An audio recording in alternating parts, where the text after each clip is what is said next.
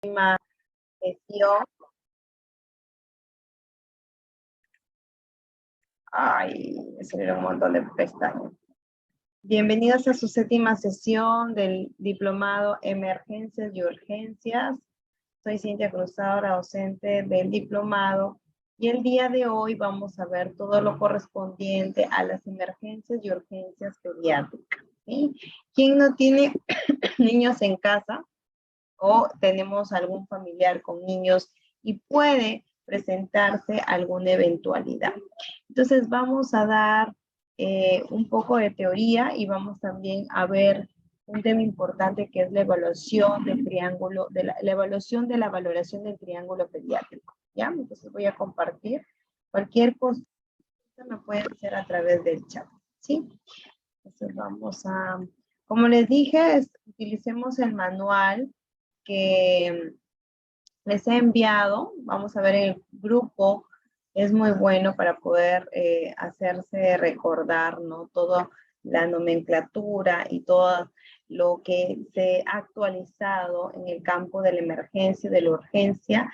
Es en el capítulo 168, por los que siguen este manual que ya lo han enviado, en la página 1549, ¿no? Recuerden que este manual tiene 1898, casi 2000, pero está muy explícito y para que tengan de manera en conocimiento acerca de lo que corresponde a la valoración de la emergencia pediátrica, ¿no? Entonces, en este capítulo, pues, se menciona cuáles son las actividades para estabilizar inicialmente a un paciente, cuál es el ABC que se debe de seguir.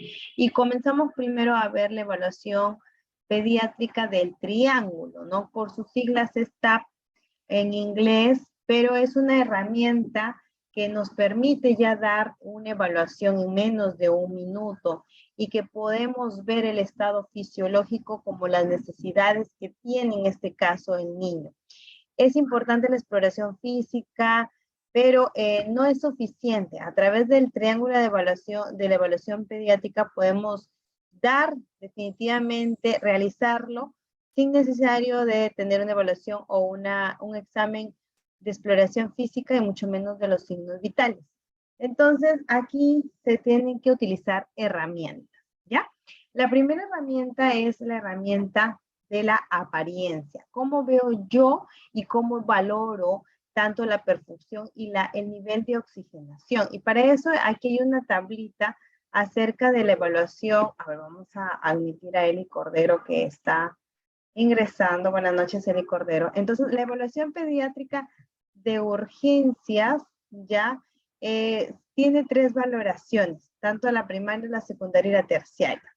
En la valoración primaria vamos a ver el ABCD, que ya lo voy a explicar más adelante, sobre todo la vía aérea, la ventilación, la circulación, la oxigenación.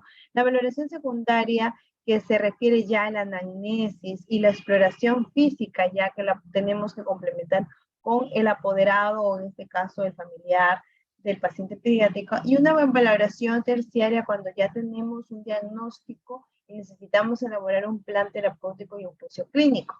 Entonces, otra herramienta que nosotros utilizamos es el trabajo respiratorio. Recuerden, en el triángulo de valoración pediátrica encontramos la apariencia del paciente, 2, el trabajo respiratorio y 3 es la circulación cutánea. Cuando se habla de trabajo respiratorio, pues es ver la cantidad de respiraciones, ¿no?, que tiene, y para eso vamos a elaborar una pequeña tabla que está ahí, y la circulación cutánea, evaluando, ¿no?, los signos vitales, la función cardíaca, la función del corazón y la perfusión que debería de tener. Entonces, si estas 3 valoraciones, la apariencia, el trabajo respiratorio y la circulación cutánea están normales, entonces está el niño estable. Y si hay algún lado alterado, entonces ya consideramos inestable. Cuando hablamos de una valoración primaria, como les dije, el ABCD, hay que tener ciertas características y darles prioridad. Por ejemplo, tomar en cuenta los signos vitales, por ejemplo, el pulso, la presión arterial y la auscultación. Aquí en este cuadro pueden ver la apariencia y sus características en el tono. Si el niño tiene un tono normal o está flácido, no se mueve muy bien, o no le gusta que lo toque, bueno, los niños cuando los toca un médico o un personal de salud, pues tiene un poco de temor, se pone de pie o se sienta. ¿Cómo está su grado de alerta de interactuar? Si busca, le llaman la atención los objetos o le da igual, cómo reacciona a los estímulos del ambiente, ¿no? Ustedes saben que a veces los mismos consultorios pediátricos pues tienen todo su merchandising o tienen su apariencia que les llama la atención a los niños. La consolabilidad es cómo tiene esa relación con el cuidador, con la persona que lo está llevando, si está irritable con esa persona o se aferra a esa persona. La mirada es importante de un niño. Si fija la mirada, si mira cuando hablamos, si pierde la mirada, si no responde a esa mirada, ¿no? Si evade, entonces, o en todo caso, si no está, si ni siquiera abre los ojos. El llanto y el lenguaje nos permite para ver la situación de ese niño, si está fuerte, si está débil, si su lenguaje es comprensible, si señala, si escucha o no escucha, ¿no? Después de evaluar la respiración, vamos a tener dos características, que es los sonidos y la posición. Cuando hablamos de los sonidos es que vamos a ver si hay una respiración normal o no, si hay sibilantes a medida que auscultemos, si se pueden escuchar los ruidos, ¿no? A ver si hay quejidos. La posición es que, ¿en qué posición? A lo mejor coge una posición antálgica, una posición de olfateo o no, de rechazo a la posición supina. Y luego encontramos a las características de la evaluación de la circulación de la piel. Por ejemplo, la coloración. Si el niño está pálido, cianótico, si está con lesiones purpúricas, ¿no? Si está o está normal. Bien, en cuanto a las tres herramientas que se utilizan en el triángulo, encontramos la apariencia, ¿no? El trabajo respiratorio y la circulación cutánea. Si todas tienen normal, entonces el niño está estable. Si la apariencia está dificultosa, vamos a encontrar que existe un problema a nivel del sistema nervioso central. Si está el trabajo respiratorio, su fuente respiratoria está patológica, entonces encontraremos patologías relacionadas a la dificultad respiratoria. Si los dos primeros están mal, encontramos el significado que es un fallo respiratorio. Si la circulación cutánea está mal, estamos hablando de un niño que ya está en shock compensado. Si tanto la apariencia y la circulación cutánea están mal, entonces está ya en un shock descompensado. Y si las tres están mal, ya estamos hablando de una falla cardiopulmonar, que es muy importante porque a veces hay secuelas irreversibles. Cuando se habla de una valoración primaria, el que estábamos mencionando, el ABC, ¿no? Entonces, vamos a hablar, por ejemplo, en la estabilización cervical, ¿no? Cómo están las vías aéreas si son estables, ¿no? La colocación, las maniobras de apertura, si hay necesidad de aspiración, la valoración del manejo para los instrumentos en la vía aérea. El B, que significa la ventilación, ¿no? Por ejemplo, ya vamos a ver los parámetros de la respiración y si esto se dificulta, se ausculta, vamos a admitir a Alicia Alizaga. El C, bueno, en ventilación también se valora la punción torácica, el neumotórax. Y a nivel de circulatorio, pues se encuentra la frecuencia cardíaca, la presión arterial, la monitorización, el electrocardiograma, el pulso, el ritmo capilar. Y ya en de neurológico encontramos la escala ACU, que es la valoración rápida en nivel de conciencia y la respuesta a estímulos. Y también encontramos la escala de Glasgow, ¿no? La escala de coma de Glasgow, la que mencionamos en la clase pasada, para ver el tema de relación de procesos traumáticos, ¿no? De traumatismos a nivel de cráneo y también vemos patologías a nivel pupilar, a nivel de los ojos, de la actividad motora que puede desempeñar ese niño y también ver patologías en cuanto al sistema nervioso central, como por ejemplo las convulsiones, ¿no?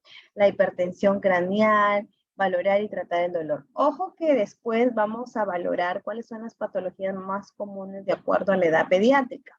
Pero es importante tener el ABC de estas herramientas, ¿no? Que la utilizamos en el triángulo pediátrico. Y la E, pues, es la exposición, ¿no? Como por ejemplo, el del vestir a paciente para ver su normotermia, la temperatura, los signos y volver a cubrir al paciente. Entonces, antes de ir ya a una valoración secundaria, vamos a proyectarnos con un video referente al triángulo de la valoración pediátrica. Este video, bueno, lo estaba buscando, lo ha elaborado el doctor Thompson, ¿no? Es un video académico, ¿ya? Entonces voy a, a quitar mi audio para que no se acople y voy a quitar, a ver, ¿dónde está? Ya, para poder proyectar, ¿ya? Por favor, me confirman si se escucha al principio del video, ¿ya? Gracias.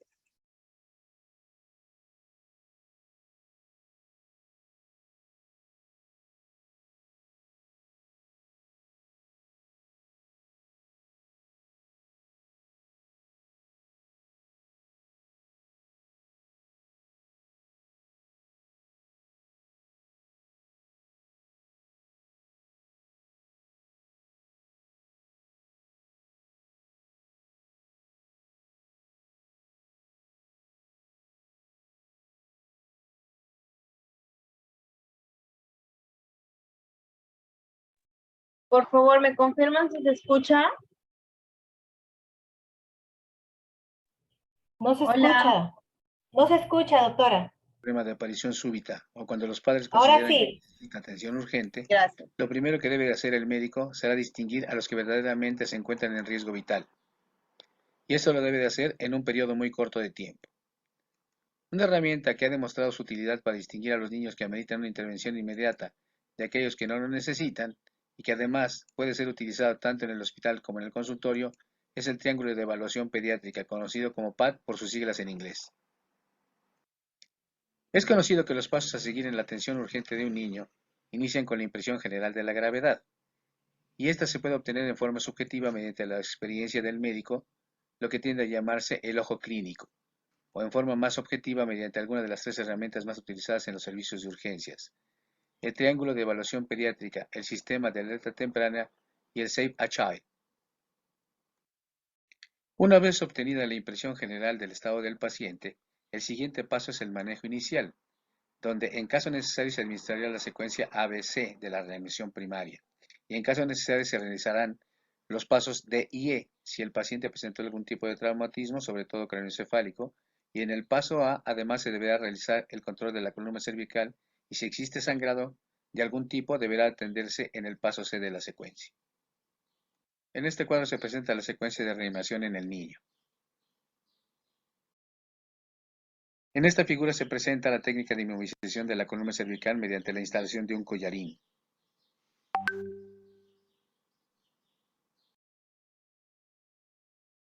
Debemos recordar que para la evaluación neurológica se utiliza la escala de Coma de Glasgow, de la cual existen dos, una para población general y otra para lactantes. Una vez estabilizado el niño, se procederá al manejo de la patología específica y la toma de los exámenes pertinentes. El PAT es una herramienta de observación rápida y sencilla para la evaluación del paciente que amerita atención urgente, la cual es independiente del problema que lo aqueje y del diagnóstico subyacente.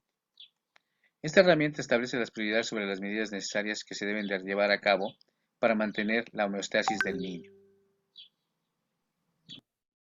Hay que aclarar que el triángulo de evaluación pediátrica no es una herramienta para elaborar diagnósticos y sus características principales se notan en este cuadro y en el siguiente. En este cuadro destaca el hecho de que no se requiere ningún equipo, ya que se utilizan solamente pistas visuales y auditivas y se puede realizar en 30 a 60 segundos. El triángulo de la evaluación pediátrica consta de tres lados: la apariencia, la respiración y la circulación. Aunque consta de tres lados, el más importante es el de la apariencia, ya que es un indicador de la oxigenación y perfusión cerebral del niño, y cuando se encuentra alterada es un signo primario de disfunción del sistema nervioso central. Ahora revisaremos cada uno de los lados del triángulo. La apariencia es el primer lado que se debe de valorar. Consta de 5 indicadores que se presentan en este y en los dos cuadros siguientes.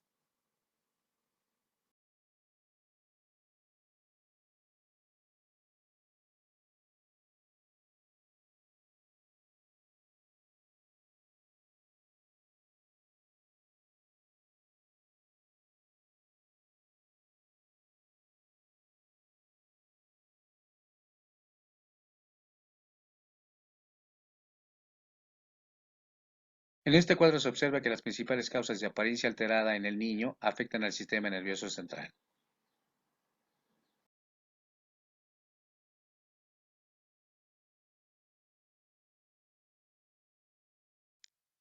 El siguiente lado a evaluar es el de la respiración, en donde se buscará la presencia de ruidos patológicos audibles sin ayuda de un estetoscopio, así como mecanismos empleados por el niño de forma involuntaria para tratar de compensar la hipoxia. Los más importantes se presentan en este cuadro y en los dos siguientes, donde además se describe el efecto fisiológico buscado por el paciente en cada uno de ellos.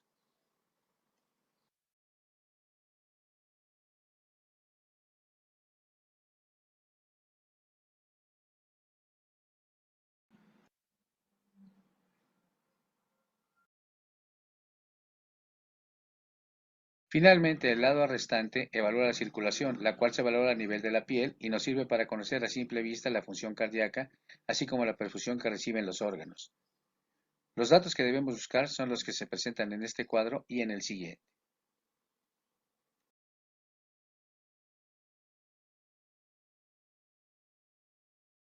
Los principales diagnósticos fisiopatológicos que se pueden establecer con esta herramienta dependerán de los lados del triángulo que se encuentren alterados. En este cuadro se presentan las combinaciones posibles, así como el estado fisiológico y la etiología probable de cada combinación. Con esto hemos revisado los aspectos más importantes de una de las herramientas más utilizadas en los servicios de urgencias para el triaje de los pacientes pediátricos. Te recuerdo que en la descripción del video encontrarás la bibliografía empleada, la cual si tienes interés puedes solicitar al correo electrónico anotado al final de las referencias. Si te gustó este video, suscríbete y regálame un me gusta.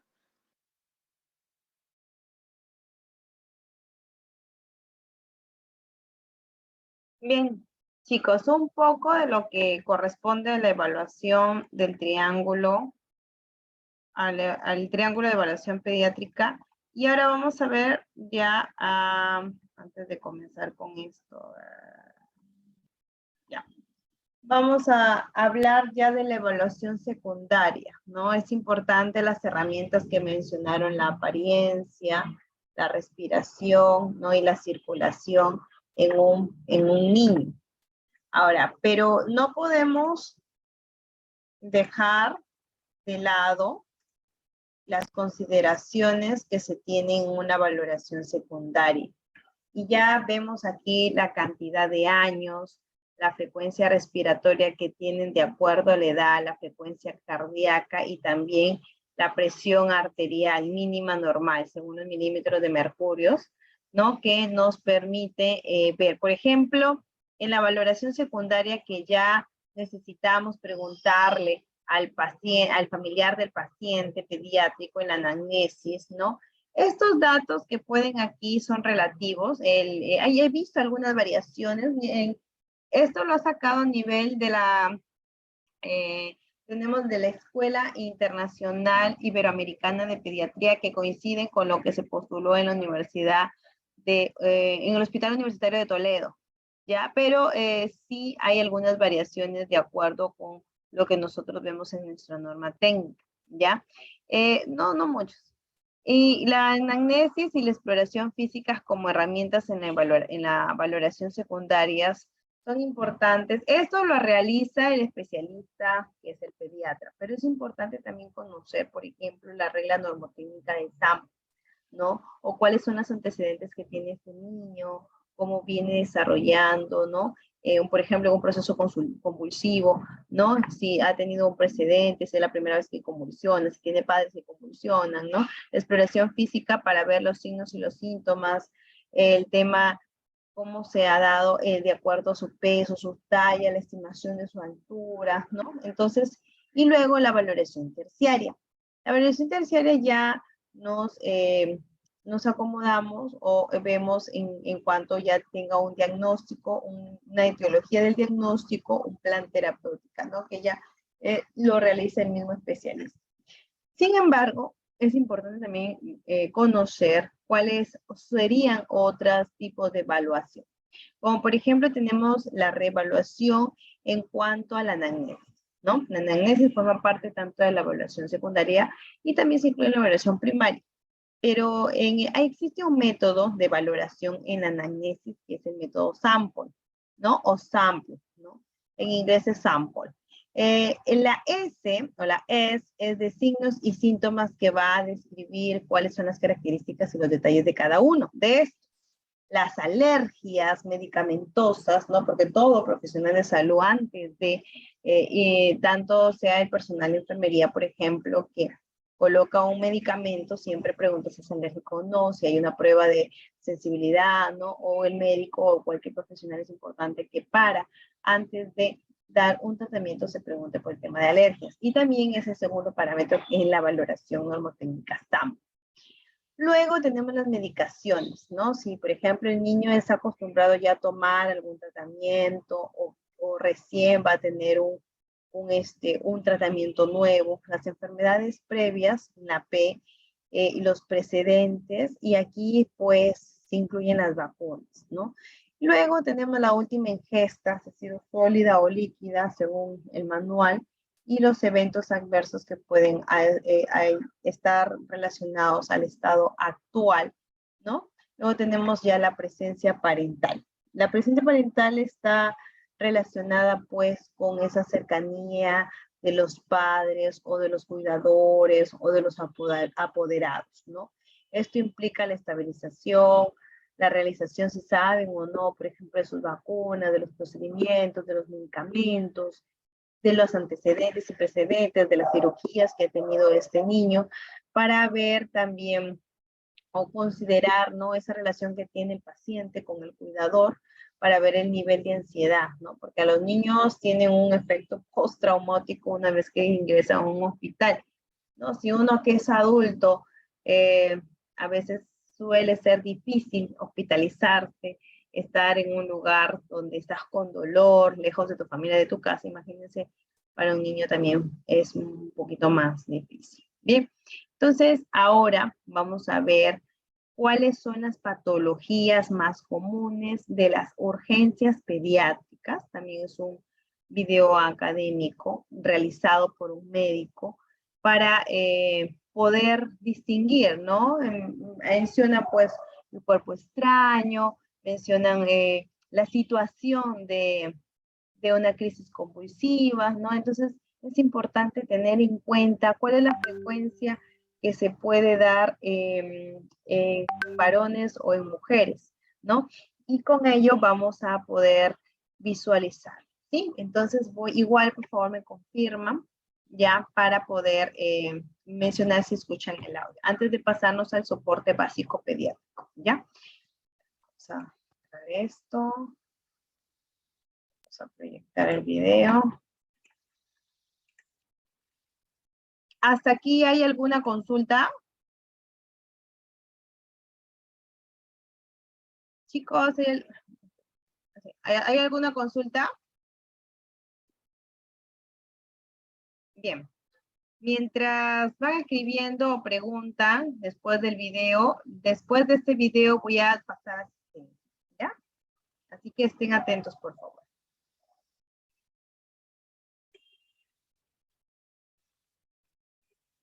Hola médicos, continuamos con el módulo de pediatría y en este video hablaremos de las urgencias pediátricas, uno de los 3 módulos que se evalúan en el ENAM. Los otros 2 módulos es infectología pediátrica y crecimiento y desarrollo. Gracias por el apoyo mostrado en los videos previos y te hago la invitación a formar parte de nuestro grupo de estudio del ENAM 2020. El link lo vas a poder encontrar en la descripción de este video. No olvides suscribirte al canal y si el video te ha gustado, darle me gusta y dejar algún comentario. Soy el Dr. Treviño y comenzamos.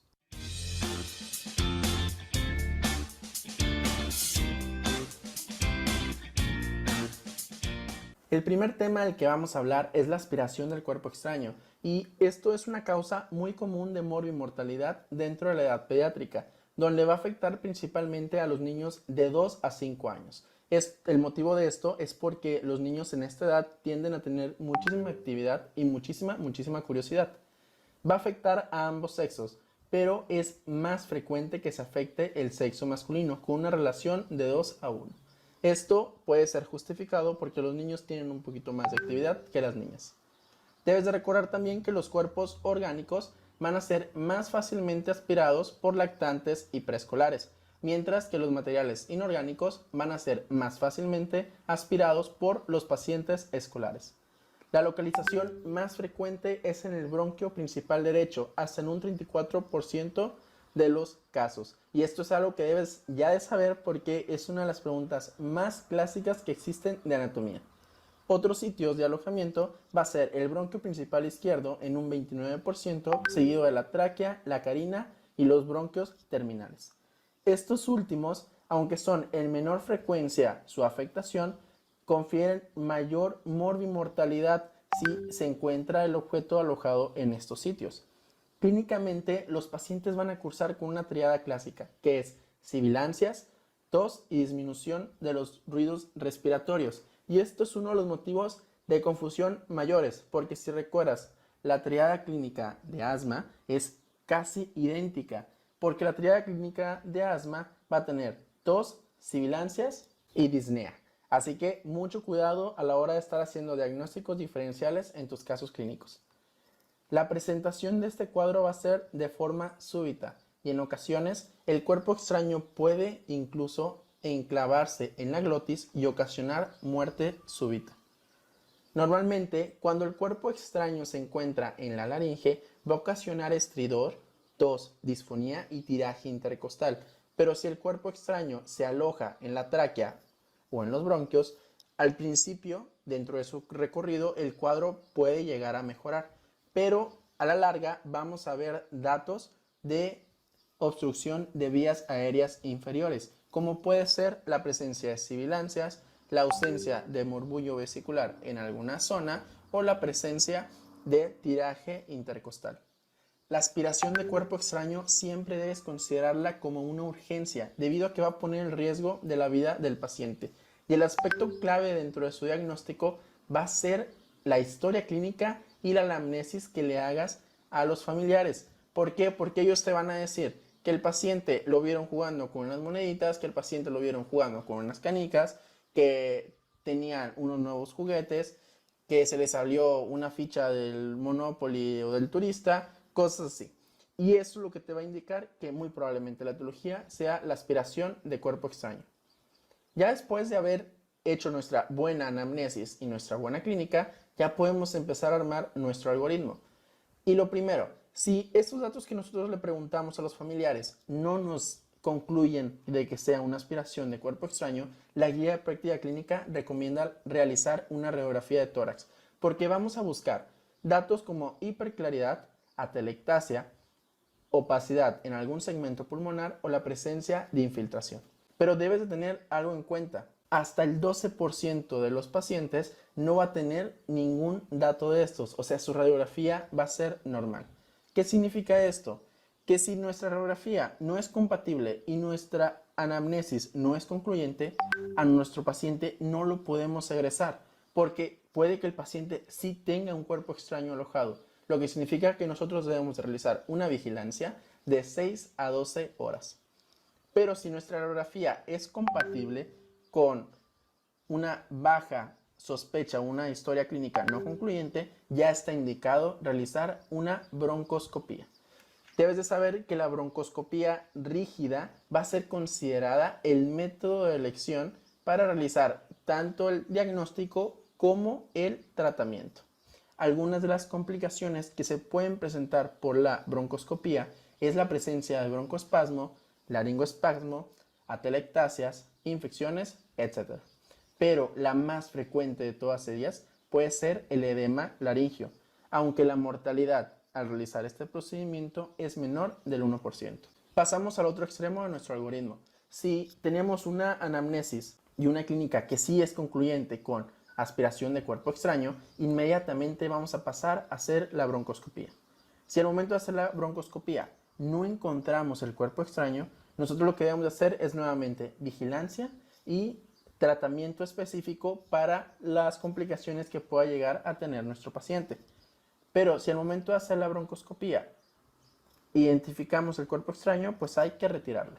Y hay que valorar que si el paciente no mejora o si el paciente está mejorando pero presenta nuevamente un empeoramiento dentro de su estado de salud, puede significar que tengamos otro cuerpo extraño alojado en vías aéreas un poco más pequeñas, a donde el broncoscopio no pudo haberse dirigido. Después de esto, si nuestro paciente ya se siente mejor, pues se hace el egreso. También debes de recordar algunas de las complicaciones de la aspiración del cuerpo extraño, en las que se pueden encontrar la estenosis bronquial, la presencia de infecciones recurrentes o de absceso pulmonar o bronquiectasias, principalmente cuando hay cuerpos extraños o fragmentos del cuerpo extraño que se alojaron en vías aéreas más pequeñitas. Y además, algo que también debemos de recordar es que este periodo de hipoxia nos puede dar alteraciones sistémicas, como el daño cerebral, la presencia de convulsiones y además puede llegar a causar la muerte. Seguimos con la vía respiratoria y ahora vamos a pasar al tema de asma y de crisis asmática. Este tema lo vamos a revisar todo bien así, bien padre, en el módulo de neumo. Así que ahorita solo vamos a ver sus aspectos generales y el tratamiento propio de la crisis aguda o de la crisis asmática. El asma pues va a ser una enfermedad crónica y va a ser la más frecuente en la infancia y en la adolescencia. Tiene una prevalencia del 8 al 20% y la vamos a definir como la inflamación de las vías aéreas inferiores en las que van a participar tanto mediadores celulares como mediadores químicos. Y además va a haber una reversibilidad después de haber administrado un broncodilatador. Los factores de riesgo que siempre debes de buscar es presencia de atopia en el paciente o en algún familiar y en el humo de tabaco. ¿Te acuerdas que te decía que tienes que buscar la manera de hacer un diagnóstico diferencial con aspiración de cuerpo extraño? Pues casi siempre que venga un caso de asma, te van a decir la presencia de atopia, ya sea de algún familiar o del mismo paciente. Y eso lo debes de buscar de forma intencionada. El diagnóstico de asma lo vamos a realizar con su triada clínica, que es tos, sibilancias y disnea o dificultad respiratoria. El diagnóstico va a ser clínico, pero tú puedes pedir estudios adicionales como una radiografía si el paciente presenta complicaciones o si estás buscando unos diagnósticos diferenciales, como es el caso de aspiración de cuerpo extraño. El diagnóstico en menores de 5 años lo vamos a realizar en base a los síntomas de la triada que ya comentamos. Y además podemos complementar nuestro estudio diagnóstico con estudios de expiración, como puede ser la flujometría, en la cual vamos a ver aquí más que nada el control de nuestra enfermedad. Mientras que la espirometría sí nos va a apoyar para poder hacer el diagnóstico, pero la ausencia de una espirometría positiva no nos permite descartar el diagnóstico de asma. Cuando consideramos una espirometría positiva, cuando hablamos de que existe reversibilidad, en el caso de que la FEV1 o la FEVC tenga un aumento de más del 12% o más de 200 mililitros del basal después de haber dado una inhalación o haber dado un broncodilatador como el salbutamol. Si aún no entiendes este tema, te sugiero que lo leas un poquito, porque es algo que es importante, si no, no me vas a entender nada de lo que te voy a decir más adelante. Ahora sí, vamos a pasar a la urgencia. Va a llegar nuestro paciente con una crisis asmática y esto lo he modificado de como viene en la guía de práctica clínica porque, pues ya saben, las guías les encanta no poner nada fácil en cuanto a sus algoritmos, en cuanto a todo. Entonces yo he hecho un propio algoritmo. Lo primero que te vas a preguntar, esto es enfocado al ENARM, ¿sí? No creas que es algo enfocado a tu práctica diaria, porque en tu práctica diaria debes de seguir los lineamientos que nos dan aquí en México. Pero para el ENARM te va a ser de utilidad esto. Va a llegar tu paciente y tú primero te tienes que hacer 3 preguntas. ¿Tiene una alteración en el estado de conciencia en los que se incluyen la confusión o la somnolencia? ¿El paciente tiene bradicardia? ¿El paciente tiene presencia de tórax silente o movimiento paradójico? Que estos dos últimos nos están hablando de una fatiga muscular. Si alguna de estas respuestas es sí, nosotros debemos de pensar que nuestro paciente tiene riesgo inminente de parada respiratoria, por lo que va a ser necesario dar un apoyo ventilatorio y dar un manejo en la unidad de cuidados intensivos. Pero, si no es el caso, vamos a dar oxígeno suplementario más nebulizadores de acción corta cada 20 minutos durante su primera hora. Y después vamos a clasificar a nuestro paciente. O sea, damos nuestra primera nebulización e inmediatamente clasificamos al paciente. Y la vamos a clasificar en leve a moderada si el paciente tiene presencia de uso de músculos accesorios. Si el paciente habla con frases, si está agitado, si está taquicárdico, y en todos estos casos vamos a agregar bromuro hipatropio al broncodilatador, que va a ser cada hora. Y además podemos considerar el uso de esteroide sistémico si el paciente no tiene una buena respuesta. Y en los casos de moderada grave, en los que hablamos que es un paciente que habla con palabras sueltas, que está encorvado hacia adelante, que tiene una frecuencia respiratoria de más de 30 por minuto, o que tenga uso de músculos accesorios, o también se encuentre taquicárdico con una saturación menor del 90%, nosotros debemos añadir igualmente bromuro hipatropio, pero además obligado el esteroide sistémico y sulfato de magnesio intravenoso. Después de esto vamos a revalorar a nuestro paciente a las 2 horas y vamos a decidir cómo fue la respuesta de nuestro paciente. Hablamos de una buena respuesta cuando el paciente ya no tiene dificultad respiratoria, tiene un PEF mayor del 70% y que todo esto persiste por más de 1 hora. En estos casos, el paciente se va a egresar y se va a citar a consulta externa para estadificar y dar tratamiento oportuno. Idealmente, la cita debe ser en la siguiente semana y los controles cada 3 meses. Si hay una respuesta intermedia, que significa que tiene un PEF mayor del 60%, pero la saturación es menor del 90%, o el paciente tiene factores de riesgo para asma fatal, en los cuales se incluye el antecedente de un asma casi fatal.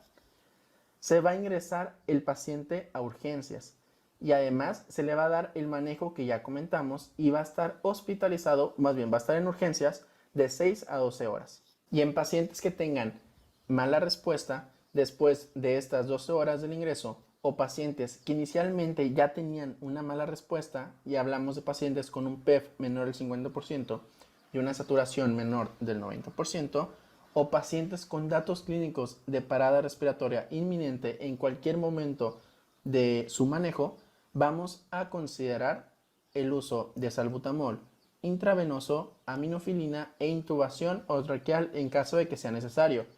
Y no se te olvide, estos pacientes deben ingresar a la UCI porque aquí está una de las respuestas que muy probablemente venga en tus simuladores o en tu ENAR. Pasamos ahora a la epistaxis y esta se va a definir como la hemorragia de los orificios nasales, de la cavidad nasal o de la nasofaringe. Se va a subclasificar en otros dos tipos, en idiopática recurrente, aquella que persiste antes de los 16 años, y en epistaxis grave, en aquella que no puede ser controlada por métodos convencionales, como la presión local, la cauterización o el taponamiento. Va a tener una prevalencia bimodal, quiere decir que va a estar en dos sitios de la edad, principalmente en niños y en ancianos. El 90% no va a tener una causa sistémica subyacente. De este 10% que queda, la principal causa va a ser un desorden hematológico, y de los desórdenes hematológicos, la púrpura trombocitopénica idiopática representa el 90% de las causas. Se puede clasificar como anterior y posterior según su origen anatómico. La anterior va a ser la más frecuente, del 90 al 95%, y el sitio de sangrado pues va a ser el área del itre, un clásico de los exámenes de anatomía y de los simuladores y del ENAR. Van a ser autolimitadas estas presentaciones, mientras que la epistaxis posterior suele requerir manejo con mayor frecuencia. El diagnóstico es clínico y los estudios complementarios se harán en base de la sospecha que tengamos. Por ejemplo, si pensamos que es un trastorno hematológico, pues pedimos una BH, tiempos de coagulación y lo demás que quieras pedir. Y si sospechamos de que es una neoplasia la que origina este sangrado, pues vamos a pedir un TAC craneal. Y lo más importante de este tema es el tratamiento. En las epistaxis, que son así normales, o sea, nada más te llega al paciente con urgencias, vamos a dar el tratamiento inicial métodos convencionales, en los que vamos a incluir por orden la presión nasal directa asociada a algún vasoconstrictor local, como puede ser la oximetazolina. Tiene una respuesta este método de hasta el 70%. Si no cede, vamos a indicar entonces cauterización eléctrica o química, en los que podemos incluir al nitrato de plata. Y si la hemorragia sigue sin ceder, entonces vamos a iniciar con un taponamiento nasal anterior que va a durar de 1 a 5 días. Y nuevamente, si la hemorragia no se consigue resolver, entonces pasamos a opciones quirúrgicas, que es la epistaxis grave, que vamos a ver más adelante. En las epistaxis idiopáticas recurrentes, idealmente se deben de enviar a otorrino. Y aquí, en su forma, aparte de su manejo, que es el mismo que en la epistaxis normal, vamos a decirle al paciente que se lleve a su casita lubricantes para la porción vestibular de la nariz. Esto es para evitar que se forme inflamación y además formación de escaras o de costras, para evitar que haya nuevamente sangrado. Ahora sí pasamos a la epistaxis grave. Debemos realizar estudios de imagen y de laboratorio para descartar las patologías ya comentadas. El tratamiento inicial va a ser el taponamiento nasal con una gasa lubricada. Otras opciones que tenemos es el material expandible, las sondas inflables, y todo eso tiene un resultado del 60 al 80%. Existe por parte de la guía de práctica clínica que nos indican que si tenemos el acceso de hemostáticos locales como la gelatina bovina con trombina humana, se deben de indicar de forma preferencial a los ya comentados previamente, porque estos reducen el riesgo de recurrencia del sangrado. Si responde al tratamiento del taponamiento nasal, pues ya sabes, se debe continuar de 1 a 5 días. Y si no resuelve, entonces vamos a optar por una opción quirúrgica. La embolización va a tener mayor frecuencia de complicaciones tromboembólicas. ¿Por qué? Pues es el método en el que se utiliza. Y la ligadura pues va a tener una baja incidencia de estas complicaciones, por lo que es un poquito más recomendable. De los métodos de ligadura se va a preferir la ligadura microscópica transnasal de la arteria esfinopalatina, y esto va a tener una tasa del éxito del 93%. Con esto hemos terminado esta primera parte de urgencias pediátricas. Espero que el video haya sido de tu agrado y que te haya dejado información súper importante para que puedas responder tus casos clínicos en tus simulacros y en el próximo ENAL 2020. No olvides seguirnos en nuestras redes sociales. Soy el Dr. Treviño y nos vemos hasta el siguiente video. Chao, chao. Bien, un poquito largo el video, pero vale la pena porque nos ha hablado un poco de todas las patologías que se pueden encontrar y cuál es el porcentaje y cómo se deben de tratar. Ahora, es importante también reconocer que si estamos en casa o tenemos un episodio de emergencia, claro que no somos tal vez especialistas pediátricos en la materia y no podemos tener el destrez y las habilidades que ellos podrían hacerlo, ¿no? Como un personal médico especializado, ¿no? Pero es importante tener en cuenta el conocimiento a rasgos generales para saber. También les quiero dejar con ustedes qué hacer en el caso de que un familiar de nosotros pueda convulsionar, cómo debemos, porque es lo mismo tratar a un adulto en un síndrome convulsivo que un niño. Vamos a ver el día de hoy un especialista o un médico cómo hace con un maniquí, también cómo se debería tratar, cuáles son los primeros auxilios, ¿no?, que nos podría pasar saliendo de casa o con algún integrante de nuestra familia. Bien, eso lo vamos a ver más adelante, después que vamos a hablar del soporte básico pediátrico. Hoy día es todo lo que corresponde a pediatría y me gustaría ahora, por favor, puedan activar sus cámaras para poder pasar la asistencia, ¿sí? Ahí está Norica Nepo. Buenas noches, muchas gracias. Buenas noches. Hola, bienvenida. Rosana Santa Cruz. Gracias, Rosana Santa Cruz. Buenas noches, profesora. Hola, Vanessa. Buenas noches. Veo unas caritas nuevas. Ya. Bienvenidas. Buenas noches, doctora. Hola, Lina. Lina la conozco desde la primera sesión. Gracias, Lina. A ver, Cristina Roca. Por ahí la veo que activó su cámara. Hola, Cristina. Cristina. Roca. Ya, para poderle pasar a la señorita encargada. Nancy. Nancy creo que está en un... Un móvil, un auto. Buenas noches. Cuidado, Nancy, proteger siempre el celular a las personas que están tal vez regresando de a sus casas, huyendo de su trabajo, hacer sus actividades. Por favor, cuiden mucho el celular. Otro, Ana Alvarado, Miriam Colca, Ángel. Hoy día se han conectado poquitos. El feriado fue hace una semana ya. Todavía siguen de feriado. Ahí está, a ver. Es importante que puedan prender un ratito la cámara para poderles colocar su asistencia. Eli Cordero. Ahí está Nancy. Nancy está viajando. Muy bien, Nancy. Eli Cordero. Presente, Miss. Muy bien, Eli Cordero. Ahí está Eli Cordero. Todos abrigaditos, ¿no? Hace bastante frío. Licenciada, buenas noches, Ana Alvarado. Hola, Ana. Buenas noches, Ana Alvarado. Gracias. Lisbeth. Buenas noches, doctora. Está mal mi cámara. No se preocupe, lo importante es que ella está atenta. Nomás, no solo estén atentos para la asistencia, chicas y chicos, sino también para la clase, que tienen que aprender, aparte que les van a dar sus certificados, se les pasa sus videos, y las clases también están siendo grabadas, ¿no? Eso es ahora la facilidad de estudiar de forma virtual, ¿no?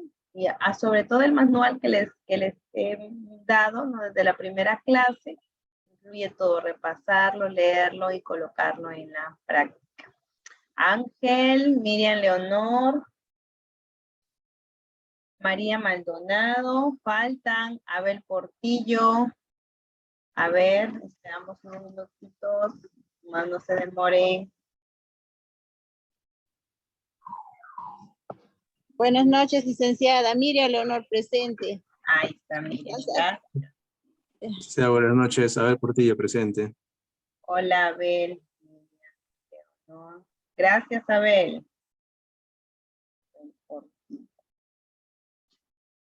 Miriam Leonor, Miriam Colca. Ya, bien. ¿Quién falta? ¿Quién no he mencionado?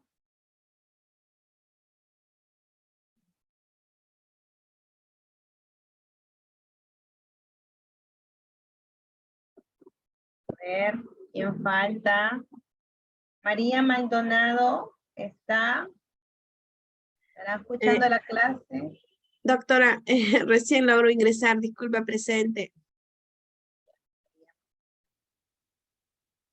Ya me ha pasado en este curso, no, sino en otros, que entran y de ahí los llamamos y no escuchan. No sé si se les malogró el audio y la cámara específicamente, exclusivamente en el momento que tomamos la asistencia y como que o estarán haciendo otras cosas y no se ponen a estudiar.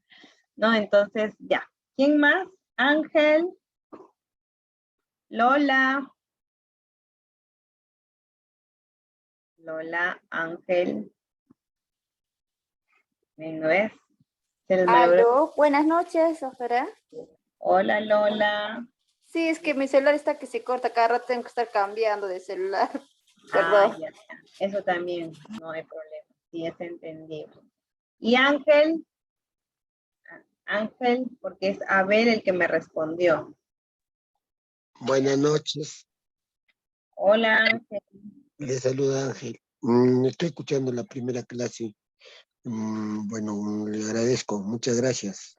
Ok, Ángel. Muy bien. Ya me cercioré que estás escuchando. Ya te llamé y ya me respondiste. Muchas gracias, chicos. Bien.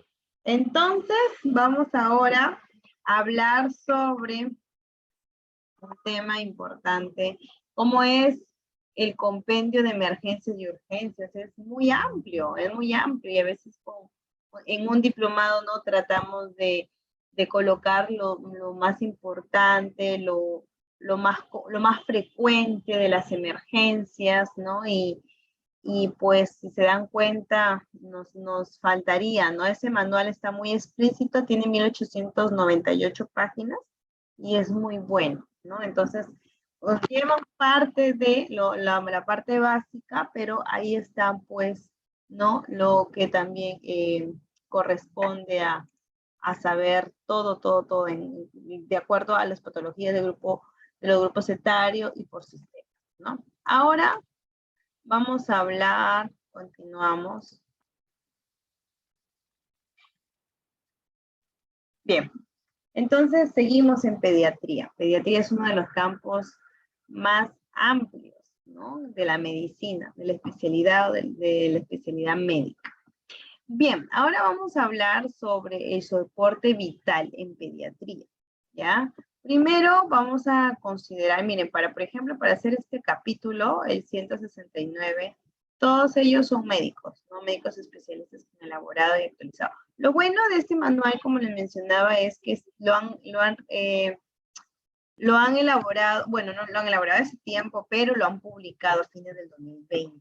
Entonces estamos con lo más reciente de estas actualizaciones que la Universidad de Toledo, no, el Hospital Universitario de Toledo con la Universidad de Toledo, pues son uno de los boom, se podrían decir, a nivel mundial en la medicina, ¿no? A nivel de Latinoamérica, ¿no? También es importante que respaldan a las facultades. Bien, en cuanto al soporte básico pediátrico, vamos a ver a qué le llaman PCR, ¿no? Que es a la parada cardiorrespiratoria, ¿no? Entonces, lo que se actualizan como una interrupción brusca, ¿no? Potencial en cuanto a la ventilación y a la circulación. Esto es el más valorado en la secundaria y, bueno, pues va a relacionarse con las incapacidades del organismo. Directamente a patologías respiratorias y si tienen un PCR alto, pues entonces van a tener problemas e incluso podrían llegar a ser irreversibles en los niños. Vamos un poco a hablar de la etiología y del pronóstico.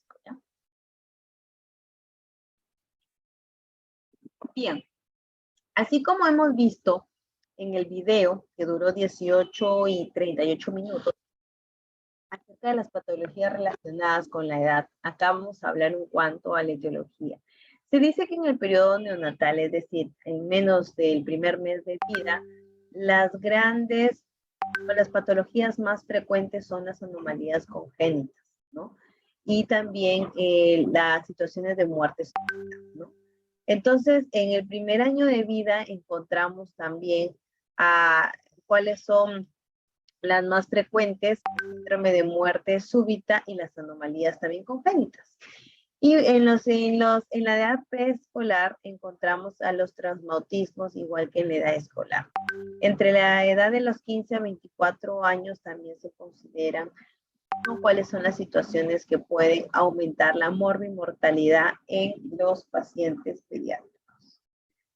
Los signos de alarma que vamos a considerar es primero la área de ventilación, ¿no? Área y ventilación, ¿no? Siempre cuando observamos, si se han podido dar cuenta a lo largo del diplomado de este curso de especialización, focalizamos, ¿no? La situación y hacemos el A, B, C, D, E, ¿no?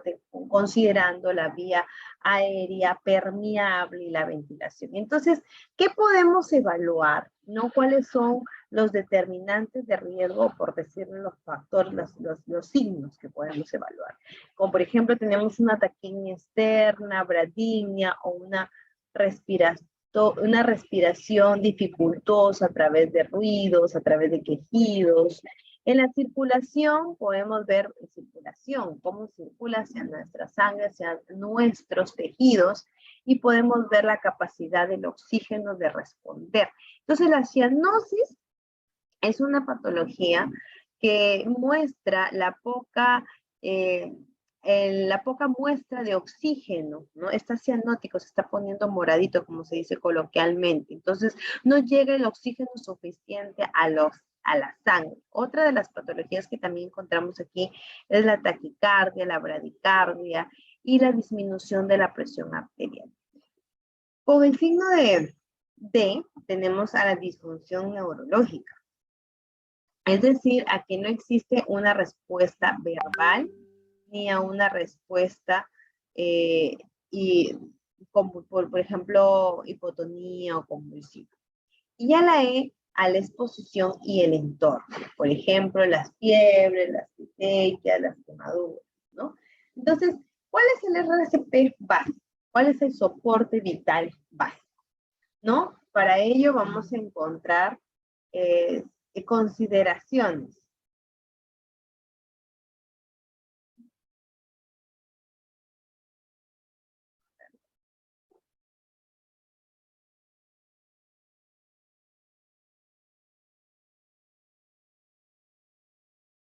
Ya, el soporte básico, que es el conjunto de acciones que nos van a permitir identificar, ¿no? Entonces van a ver cuáles son a nivel sistémico, cuál es la secuencia que debemos de seguir para evaluar a este paciente. Primero, ya vamos a encontrar la seguridad del niño y del reanimador. Es importante la capacidad que pueda tener este reanimador y ese mismo como para que le dé la asistencia y el soporte hacia el niño. Entonces, es importante el medio, el contexto donde pueda reanimar al niño y también es ver si la posibilidad de ese niño se pueda mover o no, ¿no? Entonces, si está en un lugar seguro o no, si se puede colocar en una superficie plana, echarlo, si la superficie puede estar lisa o dura. Entonces, si está, ¿cómo hemos evaluado, no? Las herramientas de la evaluación del triángulo pediátrico, ¿no? Aparte de la anamnesis, aparte de la función circulatoria, ¿no? También vamos a ver las características, ¿no? O sea, evaluamos, hacemos siempre, como les digo, para todo a una evaluación cefalocaudal, ¿no? Porque a veces a los alumnos dicen, por ejemplo, mis alumnos, ya, viene por flujo vaginal, ¿no? Entonces van y elaboran solamente, por decirlo así, ¿no? Salgámonos del contexto, elaboran y se encajan en los genitales y dan su tratamiento y consejería. Pero revisan mamas y encuentran nódulos, que pueden ser quistes mamarios y que necesitan sí o sí una ecografía o una mamografía a mayores de 40 años. Entonces, no nos centremos solo en darle solución al problema, sino también en prevenir. Entonces, haciendo una evaluación cefalocaudal cuando lo amerite en los pacientes es importante porque vamos a reconocer, hay pacientes que se van por una cosa en el hospital, por un diagnóstico y terminan con otro, ¿no? A medida también de los tiempos. ¿Qué debemos considerar también en parte de del RCP, la estimulación? El estado de conciencia que pueda tener ese pacientito, si responde a estímulos, si lo colocamos de forma lateral, si hay un problema de, por ejemplo, acá tenemos y la vía aérea, ¿no? Acá tenemos una imagen acerca de la colocación en posición lateral para seguridad, ¿no? Siempre lo colocamos en, tenemos aquí una maniobra que se desarrolla, que es la maniobra frente-mentón, ¿no? Que cuando hay una lesión cervical no se utiliza, por si acaso, ¿ah? Y tenemos que elevar la mandíbula, ¿no? En cuanto para explorar al interior de la boca y asegurarnos que no tenga ningún cuerpo extraño, que los niñitos pueden de por sí son bien traviesos, se pueden meter cualquier cosita a la boca, ¿ya? Luego tenemos que oír, escuchar, sentir. Entonces tenemos que considerar la ventilación, ver, oír, sentir. Entonces el reanimador debe de comprobar si el niño realiza, ¿no? Eficientemente y eficazmente su respiración. También he bajado un video donde ustedes pueden considerar cuáles son los signos de algunas patologías respiratorias que más se pueden ver en los recién nacidos. En los neonatos también no dura ni 3 minutos, creo, ese video. Pero quiero que vean, por ejemplo, el problema de los lados intercostales, que vean, por ejemplo, un problema de cómo está respirando en una posición o si hay en una posición como, ay, se me fue. Cuando no nos satura bien, no hay una buena respiración, y cuando hay un líquido meconial, ¿no? Entonces, ha tenido síndrome de fetal agudo, que se le llama. Eso también me gustaría que ustedes puedan ver. ¿Cuáles son las patologías de síndrome respiratorio, de insuficiencia respiratoria, ¿no? ¿Cuáles son los signos? Bien. En cuanto al parámetro de ventilación, ver, oír y sentir, si no respira, no colocar 5 insuflaciones de rescate 1 y un segundo de duración, al menos 2 de estas deben ser efectivas, ¿no? Para ver el ascenso y descenso del tórax, ¿no? En niños pequeños es importante ver la simulación del sello de la nariz y la boca, ¿no? Ahora la circulación. ¿No? Bueno, aquí mencionan pues si hay 5 insuflaciones, no se consigue una adecuada expansión torácica tras colocar adecuadamente, permeabilizar la vía aérea, entonces sí puede haber una obstrucción de cuerpo extraño. Bien, la circulación es tras 5 ventilaciones de rescate, se valorarán los signos de circulación. Y los signos de vida es los movimientos, la tos, la respiración efectiva, la toma del pulso y las compresiones torácicas, ¿no? Entonces, aquí, por ejemplo, tenemos una imagen. Creo que las imágenes valen más que lo descrito. Por ejemplo, las compresiones torácicas del paciente pediátrico, donde van hacia diafragma, ¿no? Y presionan, hacen un masaje diafragmático, ¿no? Estiran cabeza para ver hacia dónde y pueden hacer las insuflaciones, ¿no? Que podemos colocar, ¿no? Hacer un masaje cardíaco si hay un solo reanimador, ¿no? Por 1 minuto le hacemos iniciar el RCP, mientras que la otra persona es importante pueda ayudar. Ese es en el caso de que estuviese acostado, porque si fuese parado también podríamos hacer un tipo, ¿no? Masaje de cardíaco de abajo hacia arriba, considerando el huesito, el músculo del diafragma. Bien, entonces vamos ahora a ver cuáles son las patologías que encontramos en los neonatos, ¿sí? A ver, vamos a proyectar un videito y seguimos con el algoritmo, ¿ya?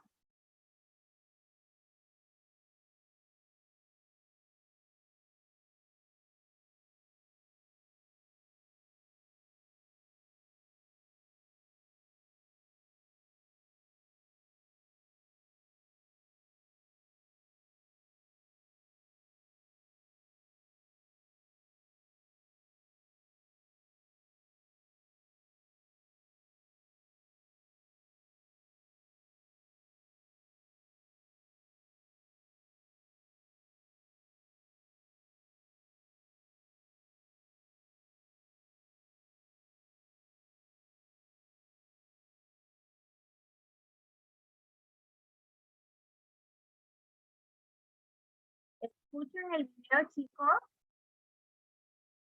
El llanto del bebé, ¿sí lo pueden escuchar?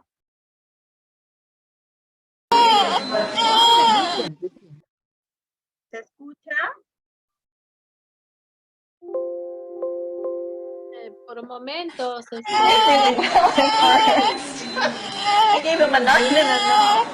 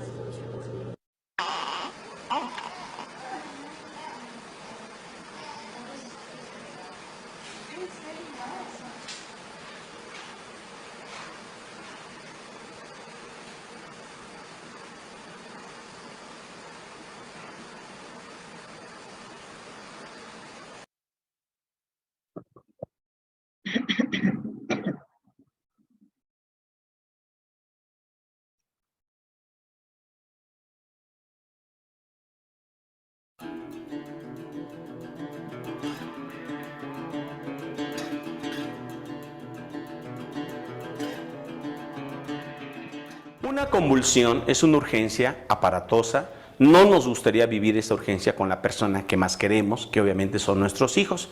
Pero un niño podría convulsionar por fiebre, por falta de oxígeno, por una baja de glucosa severa o por golpes en la cabeza.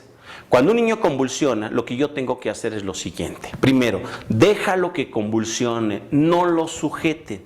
Un error sería tratar de agarrar al niño, porque si tú lo sujetas, puedes provocar esguinces, luxaciones o incluso hasta fracturas. Primera regla, no lo voy a agarrar. Si el niño estuviera convulsionando, aquí es recomendable poner las manos abajo de la cabeza. En este momento, mientras está la convulsión, sí se recomienda poner una mano o un suéter abajo de la cabeza. La finalidad es evitar que el niño se esté golpeando. Si el niño no se está mordiendo porque puede tener la boca abierta, no te preocupes por meterle algo en la boca, porque no todas las personas que convulsionan llegan a morderse. Si en el caso que este niño se estuviera mordiendo, en el botiquín te recomiendo que tengas una batelenguas de plástico.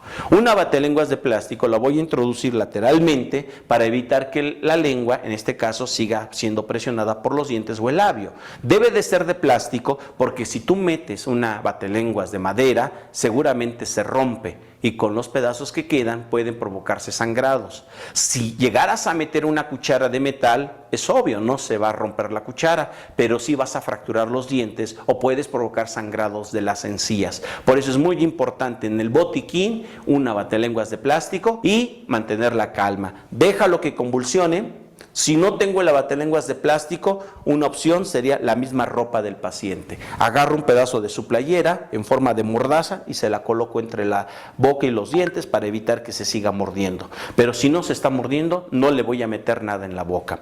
Mientras está la convulsión, déjalo que convulsione, cuídale la cabeza. Después de que pasa la convulsión, la ayuda es fundamental. Primero, quita las manos de la cabeza. Si el niño normalmente va a estar inconsciente, por lo tanto debes de abrir la vía aérea. En una urgencia por convulsión ya vimos cómo atenderla sin equipo, pero es importante y recomendable en casa contar con un botiquín de primeros auxilios, no solo de un botiquín de curación. En un botiquín de primeros auxilios te comentaba el abatelenguas de plástico. Si observas, es un abatelenguas donde una punta es mucho más delgada para facilitar la introducción hacia la boca del paciente. Si el niño se estuviera mordiendo, la voy a meter lateralmente y la voy a deslizar. Y de esta manera voy a evitar que la lengua sea mordida o igual los labios. Este abatelenguas es de plástico, está diseñado de tal forma de que los dientes del paciente quedan en esta posición. Por lo tanto, no voy a fracturar dientes, no voy a provocar sangrados de encías y no se rompe el abatelenguas. La perilla de succión, que esta la puedes encontrar en cualquier farmacia, esta perilla de succión es vital en un botiquín, porque sirve tanto para bebés, para niños como para adultos. Si este niño tuviera demasiadas secreciones, lo que yo hago es aprieto la perilla, la introduzco por la boca y aspiro. Saco, aprieto, introduzco y limpio. Primero voy a aspirar la boca y si fuera necesario por las fosas nasales, entonces en un botiquín una perilla de succión es muy recomendable. Si no cuento con el abatelenguas de plástico, un pedazo de tela o incluso una gasa me puede servir. Esto es para hacer una mordaza. Agarro la gasa, la introduzco por la comisura y la introduzco de tal manera que libere la lengua si se estuviera mordiendo. Si no se está mordiendo, no metan nada en la boca, cuido la cabeza. Cuando termina de convulsionar el niño, retiro lo que haya puesto en la boca y inmediatamente abro la vía aérea. Si hubiera secreciones, la perilla me va a servir para sacar esas secreciones.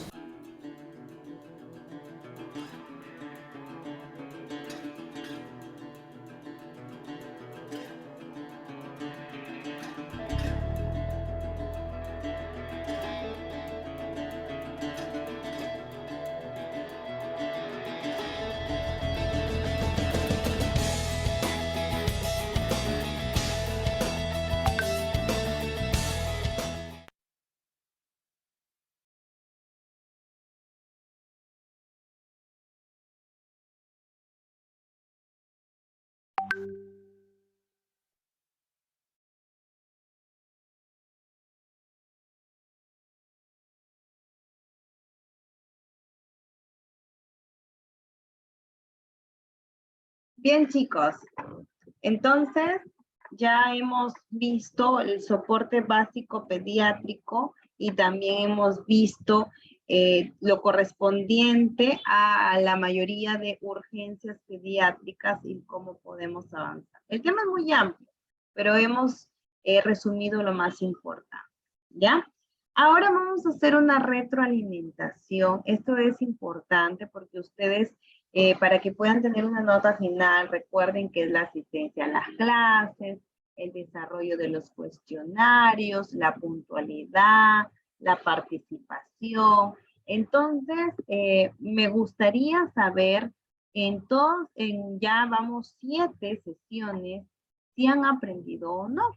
Y vamos a hacer los cuestionarios que he mandado. Vamos a pedir intervención a cada uno de ustedes para ver cómo han aprendido, ¿no? Porque hay que avanzar, pero también hay que saber y medir el conocimiento de cada uno de ustedes, ¿ya?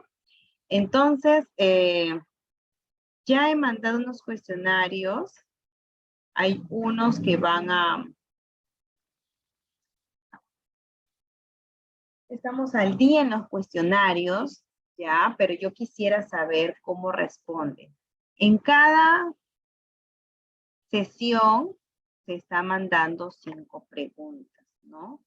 Entonces, a ver, vamos a...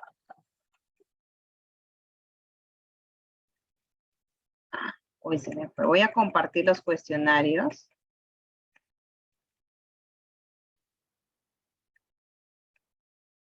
Ya. Bien, las personas que van a participar, por favor, pueden activar su audio y yo quisiera saber para poder ver si en algún... Ya, sí, hay chicos que no han estado presentes en todas las clases. Entonces, esta es la oportunidad, ¿no? El CIEC da la oportunidad de poder participar y medir sus conocimientos con la finalidad de poder incrementarles el puntaje, ¿no? Sale su certificación también con su nota y es importante que tengan una buena nota, porque el diplomado, tanto la certificación es lo que presentamos, no es nuestra carta, nuestro CV, nos va a servir para buscar en algún momento trabajo. Así que vamos a recordar, en la sesión 1 hemos visto la historia, la historia acerca de las emergencias y las urgencias, ¿no? Y vamos a realizar una pregunta, ¿no? Entonces, acá tenemos, por ejemplo, no puedo bajar un poquito porque ya está la respuesta, ¿ya? En la Edad Media existían líderes responsables de la salud, ¿no? Yo lo mencioné con las diapositivas, hicimos ver un video. ¿Quiénes eran? El guerrero, el religioso, el enfermero, el religioso, el combatiente y el doctor, el guerrero, el médico y el sacerdote, o el emergencista, el enfermero y el combatiente. A ver, ¿quién puede responder en el chat? Miren la pregunta, solamente son 5 preguntas por sesiones. Vamos a hacer esta retroalimentación, ¿ya? A ver quién responde primero al chat para que se lleve su punto. Ya, en la Edad Media existía, o pueden activar su audio, ¿ah? Aquí vamos a participar todos, ¿ya? En la Edad Media existían líderes responsables de la salud. ¿Cuál de las A, B, C, D? Ya lo vieron, ¿no? A ver, Ángel, ¿vas a participar? Para mí sería la D. La D. El Sí. guerrero, el médico y el sacerdote. Perdón, el AD, el emergencista, el enfermero y el combatiente. La D. A ver. ¿Alguien más se anima a participar? Doctora, yo creo que es la A. ¿Quién dijo la A? Nancy Calderón. Nancy Calderón. A ver. Era la A, el guerrero, el religioso y el enfermero. Porque en la Edad Media no había todavía el emergencista. El emergencista surge a partir de los años 2000. ¿Recuerdan? ¿No? Y no había el enfermero, sino era el religioso. El enfermero sí existía en la Edad Media. El combatiente también existía. pero el emergencista no. Entonces la respuesta es la A. Punto para, vamos a ver acá, puntajes ganados. Gracias, Abel, por participar. Puede ser que en la próxima pregunta también Nancy Calderón, ¿verdad? ¿Verdad? Un puntito. Ya, bien, Sí, sigamos. doctora. Gracias, muy bien. ¿Cuál es la línea? ¿Cuál es la línea del SAMU? 117, 106.000. Yurica. El 106. Ah, sí se acuerdan. Muy bien. Ya. ¿Cómo funciona el SAMU? A ver, ¿cómo funciona el SAMU? Traslado, atención, movilización, respuesta y activación. Hablamos que era La B. la B, atención, movilización, respuesta, activación y traslado. ¿Quién más dijo la B? Yo también digo La la B. B, La doctora. B. Yo también, doctora. digo Lina, la B. Lina, la B. Lina, a ver, vamos a ver si era Lina. Y Nancy también la B. A ver, es la E. Activación, respuesta, movilización, atención y traslado. No hay puntito. Seguimos. ¿Ya? ¿Ya? ¿Por qué es la E? Porque recuerden que ¿cómo se activa el SAMU? Con una llamada telefónica. ¿Y esa llamada qué hace?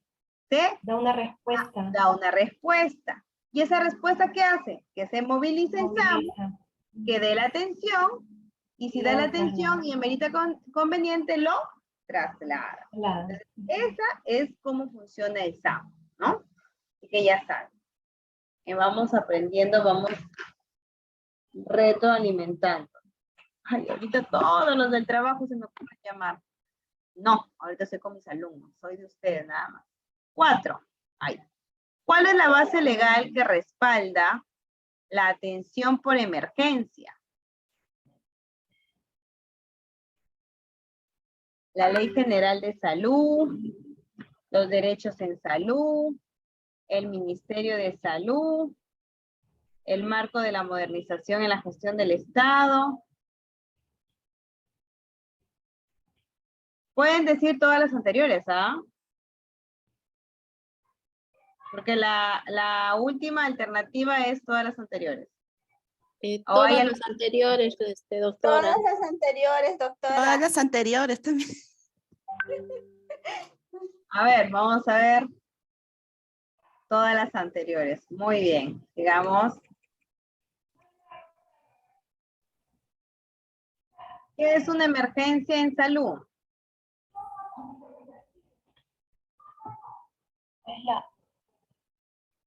Es la A, doctora. La A, doctora. La A. Situación crítica de peligro evidente. La C sería porque si esa atención, bueno, si esa situación no recibe una atención, si es una emergencia está en... ¿Cuál sería? ¿La A, la B o las dos? La C, señorita. La C, A y sí, la C. La C. La C. A y la B.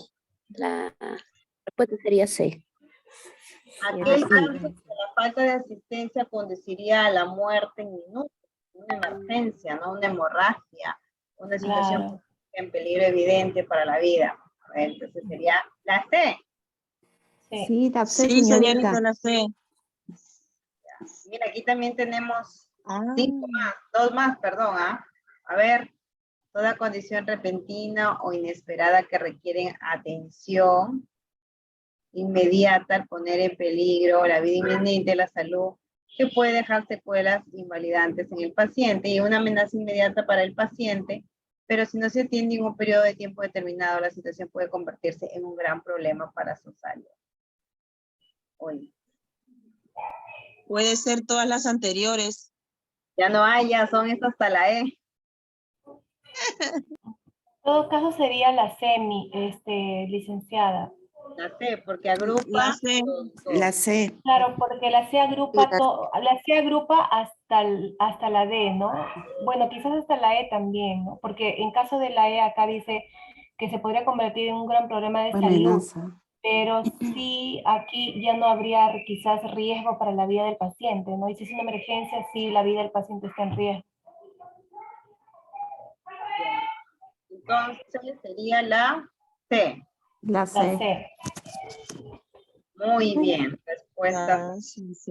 Ahora nos pasamos a la segunda sesión. ¿Ven? Ya recordaron todo lo que hemos visto en la primera, que es la definición de la emergencia que estaba en la Edad Media. Por favor, los chicos si se equivocan o las chicas, no tengan ningún temor, vuelvan a participar, lean, participen, porque esto es muy importante. Ya, esto de aquí, ¿cuándo nos volveremos a ver? Ya esta es la penúltima sesión. La próxima semana culminamos, ¿no? Y vamos a culminar con un trabajito también en grupo. Voy a ponerme de acuerdo con los chicos de CIEP, ya, para ver si es posible eso, ya. Y también antes de que me olvide, los alumnos que llevan gestión en salud pública, yo les pedí una tarea desde la semana pasada. La semana pasada, como fue feriado, no se hizo clases. Entonces esa tarea la tienen que enseñar el día de mañana. Y les hago recordar que la tarea es cuál es el FODA, hacer un FODA del establecimiento donde han practicado, donde han estudiado o donde trabajan, sea una farmacia, una botica, el hospital, un centro de salud, donde se atienden, pero de un establecimiento de salud que se les haga a usted más fácil, ¿ya? Para hablarles un poco de las herramientas de gestión, ¿no? Entonces, les pido, por favor, que puedan elaborar un FODA, ¿ya? Bien, ahora pasemos a recordar lo que hemos visto en la segunda sesión.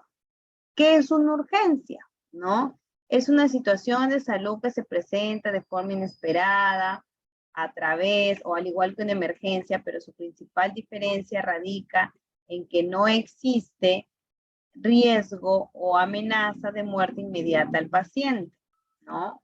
B, sería el primer paso de la anamnesis o historia del problema actual. C, los signos físicos son los datos objetivos de la enfermedad. Es necesario que la exploración física se realice de forma rigurosa y sistemática desde la cabeza a los pies, porque si no se pueden pasar por alto aspectos importantes. D, es un estado profundo de inconsciencia. Una persona en coma está viva pero incapaz de moverse o responder a su entorno. Y E, ninguna de las anteriores. A ver, chicas. La doctora, la A. La A. La A. La respuesta es la misma. La A, doctora. A ver, muy bien. ¿Con seguridad? Y la La, Sí, con seguridad. Ay, qué bien, están saliendo expertos entonces. la A, doctora, soy Lali. Muy bien, Linda, ya te anoté en tu puntito. Ahora. Doctora, yo también intervine primera, soy Nancy. Fue la Sí, primera que di la respuesta. también tienen su puntito, ahí va a aumentar. Bien, qué bien, que estén participando, pero también quiero que sean todos, no siempre las mismas. Así que estemos atentos. ¿Cuáles son las técnicas utilizadas en la urgencia? Canalización vía venosa periférica, canalización vía intraósea, gasometría arterial, sondaje nasogástrico o sonda vesical, todas las anteriores.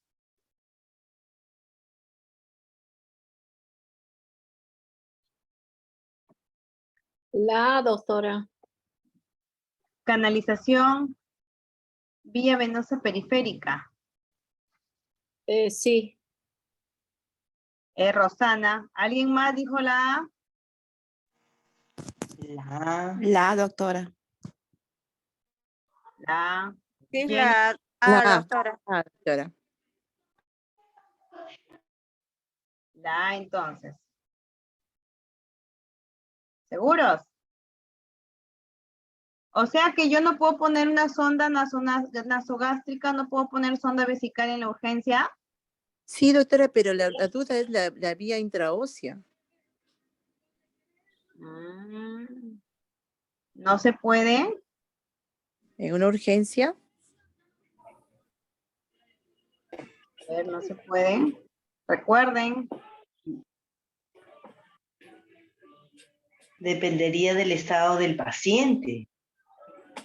Bueno, estaríamos hablando aquí de un establecimiento de mayor complejidad también, ¿no? Esta es una... Ujú. No, porque de en mayor un centro de complejidad, sí. salud no se puede, ¿verdad?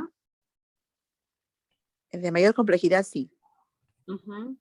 Entonces es la A. Sí, la A es doctora. Sí, doctora. Ya, a ver, vamos a ver. En realidad es todas las anteriores. Porque estaríamos hablando de un establecimiento de mayor complejidad. Recuerdan que hubo la segunda clase donde les mencionaba que los especialistas de la emergencia podían colocar una canalización intraósea cuando lo ameritaba y les describí por cuadros cómo se colocaba la canalización intraósea en el fémur. ¿Recuerdan o no recuerdan? Que no es habitual, pero que sí lo podrían hacer. ¿Ya? Uy, ya. A ver, ¿cuál es la evaluación de la vía aérea? La apertura bucal, el test de Mallampati, test de la mordida del labio superior, test de Patil, distancia esternomentoniana, perímetro cervical, inmovilidad cervical, ¿todas las anteriores o ninguna de las anteriores?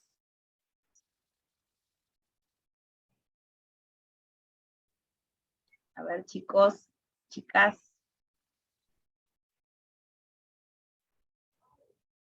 Ya estamos terminando la segunda sesión de evaluar, de hacer la retroalimentación. ¿Qué se evalúa en la vía aérea? El perímetro cervical. ¿Pueden evaluar el perímetro cervical? ¿La movilidad cervical?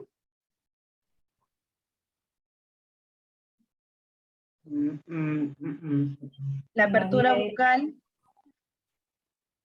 Aéreas, apertura bucal, sí. La doctora.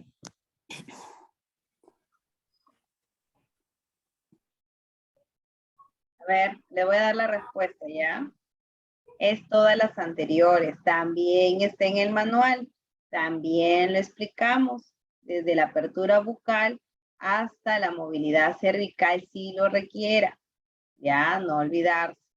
Y esto también depende del establecimiento, ¿ya? Ahora seguimos, ¿ya? Recuerden que estas preguntas son elaboradas en base al manual que tengamos, ¿ya? Que tenemos. Ya. ¿Cuál es la indicación para una preoxigenación? Vía aérea difícil, conocida o anticipada, antecedentes de ventilación o intubación difícil, situaciones en las que la ventilación con presión positiva previa a la intubación puede ser peligrosa, como por ejemplo, todas aquellas situaciones definidas como estómago lleno, pacientes con disminución de la capacidad residual, funcional, ya que la desaturación es más rápida en niños ancianos y embarazadas, ¿no? u obesos, las personas de riesgo, situaciones con consumo de oxígeno aumentado, primera infancia, embarazo, a término o hipertermia. ¿Todas las anteriores o una sola?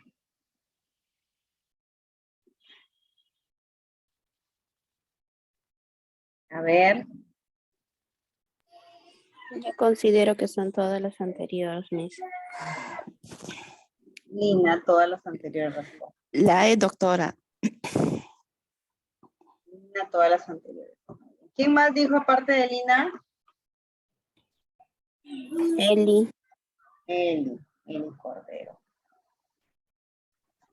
Y la E sería. La E. Todas las anteriores. Ya terminamos la segunda sesión. Ah, ya se los dije. Ya no se vale. ¿Cuáles son las técnicas invasivas de urgencia? La canalización vía venosa periférica, la vía venosa central. Ahí ve. Y La E. la punción vesical. Ya se las dije. Bien, nos vamos a la tercera sesión.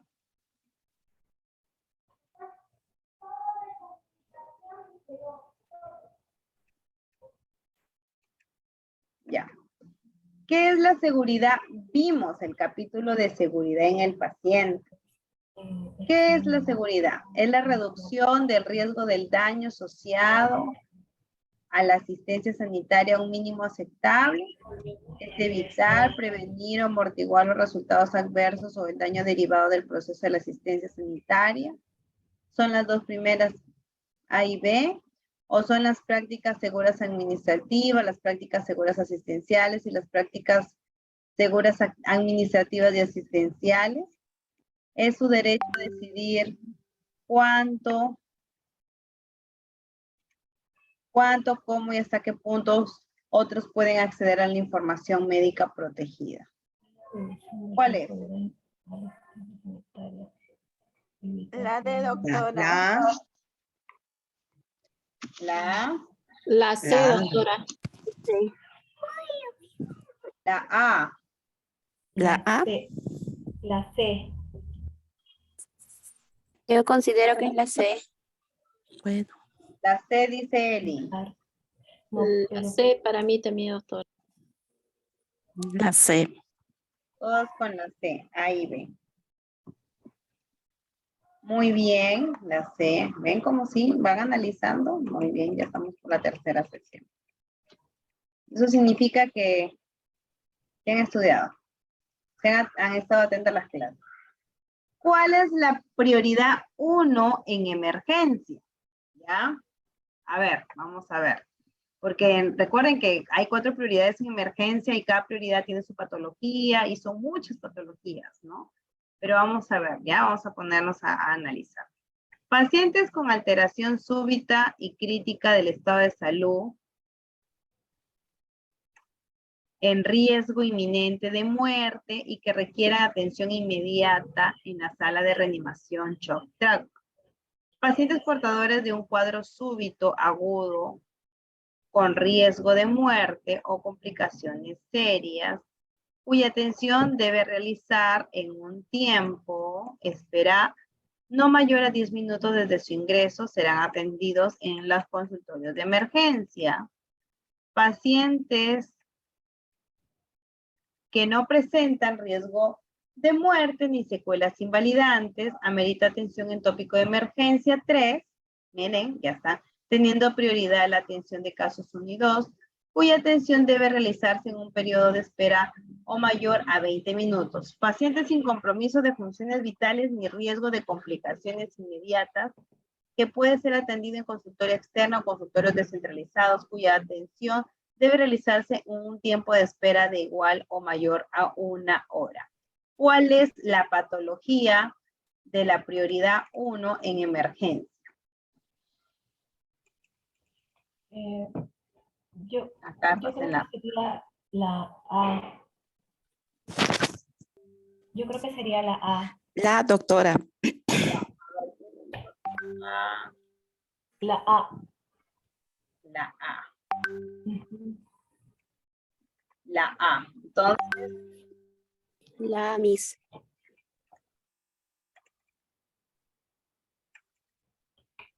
La A. Muy bien. Sigamos. Son patologías de la prioridad 1, emergencias, excepto. A ver, paro cardiorrespiratorio, dolor torácico precordial de posible origen cardiogénico con o sin hipotensión, obstrucción de vía respiratoria alta, fiebre de 39 con síntomas asociados y herida por arma de fuego. Todas La son B. una que no es. La B. ¿La D? La B, la B. La B. A ver, ¿quién participa? ¿Quién dijo la B? La D. Yo digo la D. No. La B. D. D o B. Vamos, es la D. La D. ¿Ves? Ya, ¿quién dijo la D? Martínez dijo la D. Martínez. Bien. Seguimos. Son patologías prioridad 2, emergencias, efectos. Enfermedades diarreicas agudas, sin deshidratación o vómitos, retención urinaria, cuerpos extraños sin esófago y estómago, contusiones o traumatismo leve sin signos o síntomas de fracturas o luxación, cefalea mayor de 12 horas.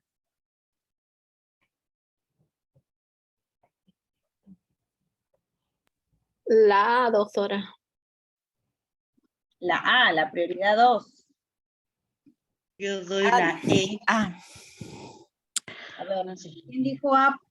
Lo que pasa es que he puesto donde salen sus caritas, lo he puesto bien abajo y si lo quiero volver a poner, acá está, ya, a ver, aquí ya lo tengo. A ver, ¿quién respondió? ¿Quién dijo la A? Yo, doctora Rosana. Rosana dijo la A. Lina, doctora. Lina. Lina y Rosana la A. Muy bien, Rosana y Lina.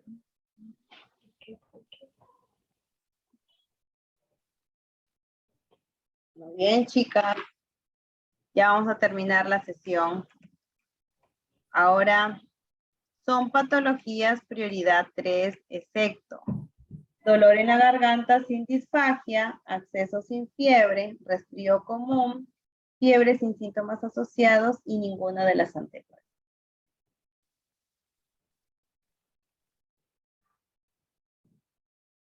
A ver, piénsenlo.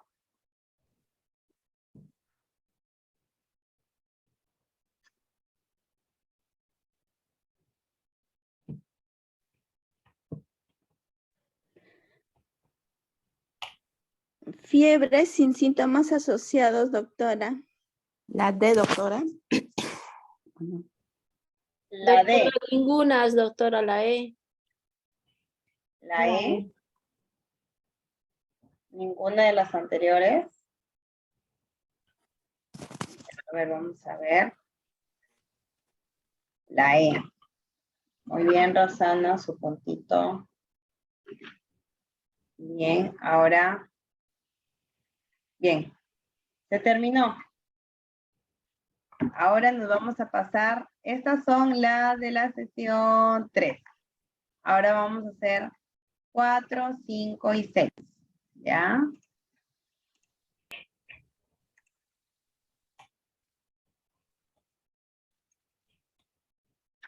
Sí creo que lo avanzamos, aunque sea una sesión más. Ahora aquí hay de 4 alternativas.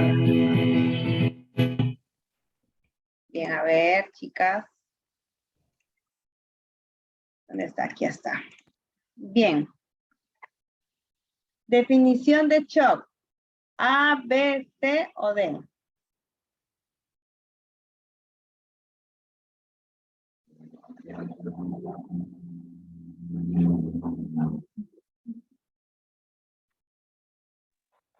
Miss. A, B, C o D.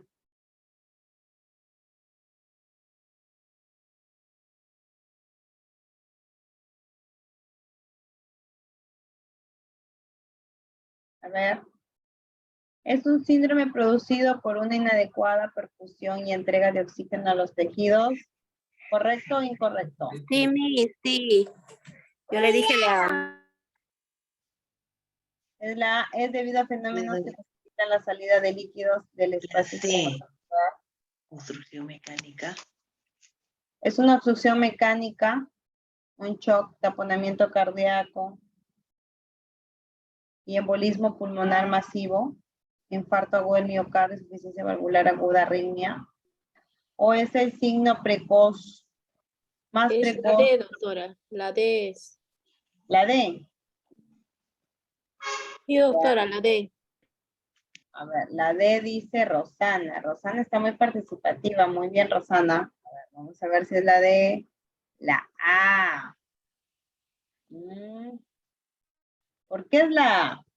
Porque el shock es un síndrome. Síndrome es un conjunto de síntomas, de signos, producido por una inadecuada perfusión y entrega de oxígeno a los tejidos. ¿Ya? Entonces, para ninguno el puntito. La A, Miss, no me toma en cuenta. Ah, Eli, ya. Dale. Ahí está, vamos a ver el video. Ay, Dios mío, la espalda. Bien. 2. ¿Cuál es la presentación y las manifestaciones clínicas de un paciente en shock?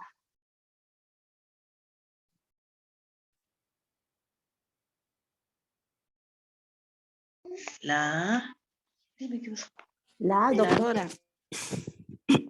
Diagnosis, vasoconstricción. La A.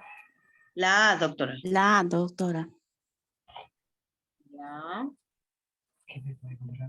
¿Seguros? Sí, doctora. La A.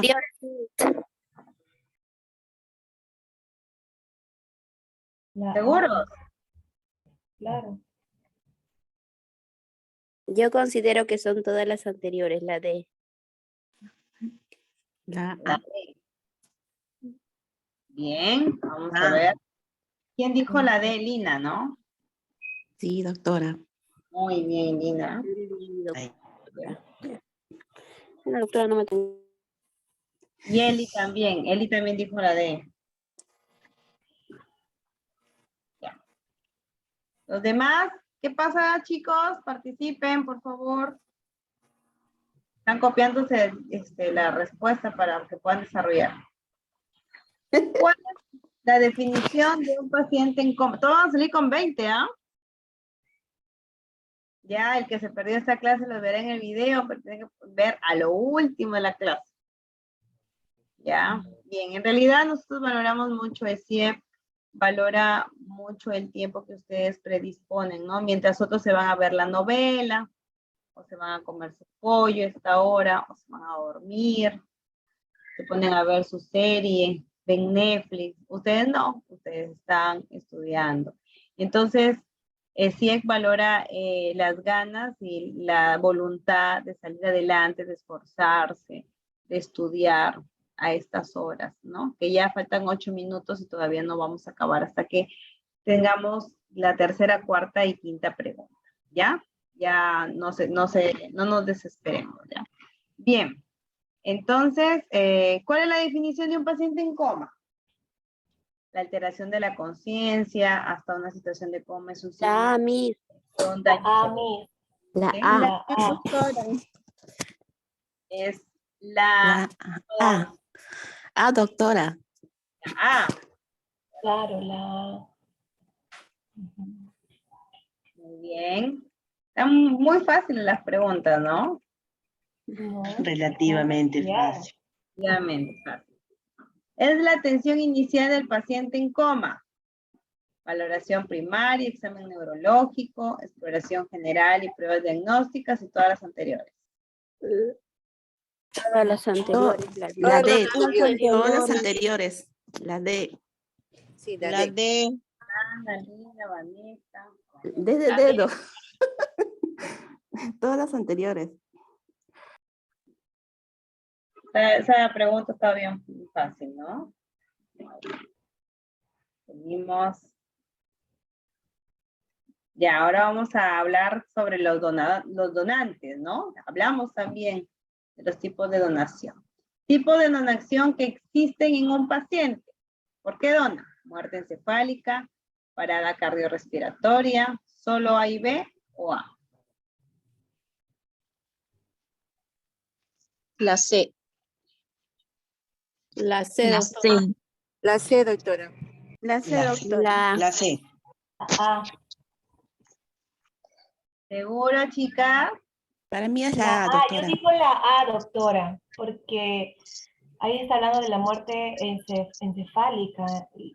Pienso que en la D es la parada cardiorrespiratoria, pero puede el paciente volver a, bueno, con el RCP volver a respirar, ¿no? Y el corazón al volver a latir.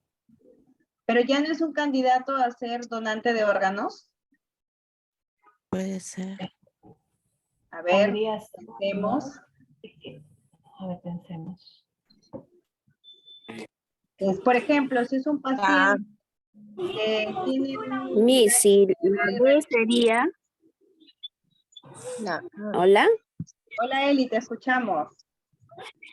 Mire, la B se considera siempre y cuando la parada cardiorrespiratoria no sea efectiva, ¿no?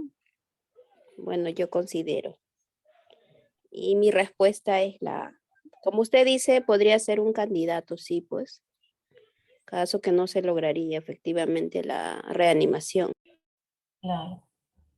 A ver, es Doctora, sí. la C, wow. Sí. ¿Por qué? Porque Claro. si recuerdan Estamos los videos dentro que del vimos grupo. estado de coma y también vimos Claro. paciente en shock, estado de coma, muerte cerebral. Cuando muere el cerebro, después con el tiempo, con las horas, van a morir todos los órganos, lamentablemente, desde el punto de vista médico, ¿no? Recuerdan que vimos varios videos. Entonces, si llega un paciente por accidente y tiene una parada cardiorrespiratoria, muerte cerebral y también tiene problemas en corazón, entonces van a morir hay una muerte encefálica, ¿no? Aprovechando, ya nos despedimos de este capítulo. Por favor, cuídense muchísimo, de verdad. Llegaba esta pregunta también para decirles a ustedes, miren, yo soy de un pueblo que se llama Sullana, que queda en la región Piura, y en Sullana lamentablemente está peor que el Callao. Matan todos los días sicarios, balazos, y es muy lamentable. A un joven de 19 años le han macheteado la cabeza en una provincia en Paita, y ha tenido más de 400 puntos en su cabecita, hay fractura de cráneo y todo eso, por robarle un celular. Entonces, es muy, muy complicado. Le han hecho una cirugía. Yo no sabía, recién, ¿no? Tanto que ha avanzado la medicina. El cráneo se lo han quitado, lo han puesto a nivel de intestino, se han abierto, ¿no? A nivel de intestinos, le han puesto el cráneo para que se restaure y después lo van a volver a abrir para ponerle esa parte del cráneo en su cabeza. Pero su pronóstico es malo, ¿no?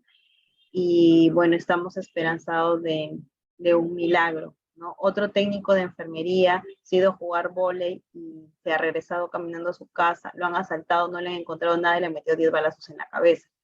Otro enfermero que iba en su moto lineal, le han disparado en la cabeza, no tenía casco y le han robado su moto lineal. Estamos así con la delincuencia y cuídense muchísimo, por favor. Están atacando bastante personal de salud acá en mi pueblo, en lo que es Piura, Sullana, Paita, ¿no?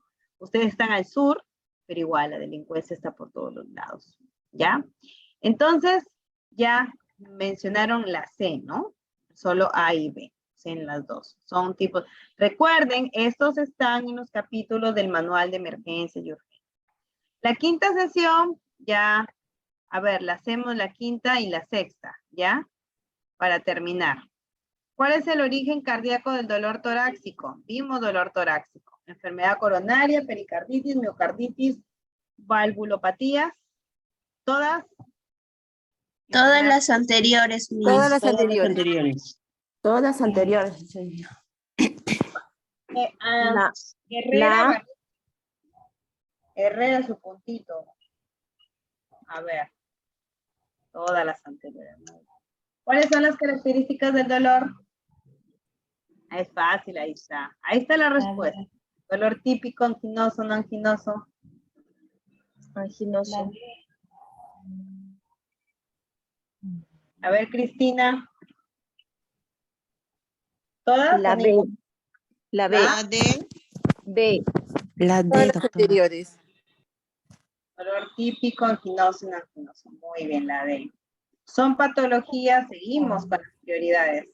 Son patologías de la prioridad 1 de emergencias, excepto Paciente de trastorno.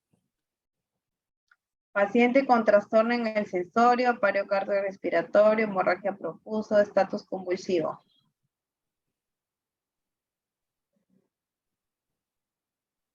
Sería la A.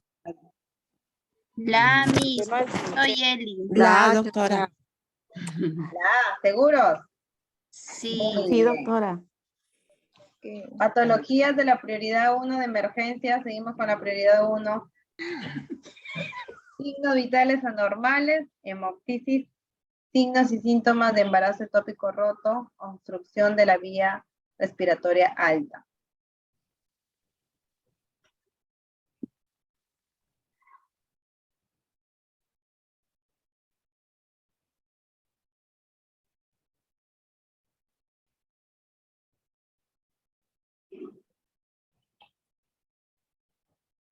La.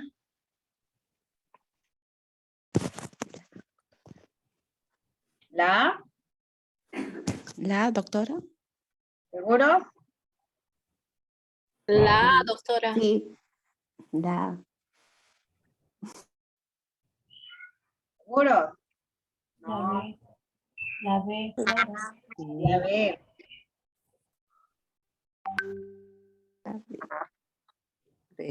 Era B. Bien. Hasta ahí nos vamos a quedar, chicos, ¿ya? Cuídense. ¿Ves? Hoy día han participado más con la retroalimentación.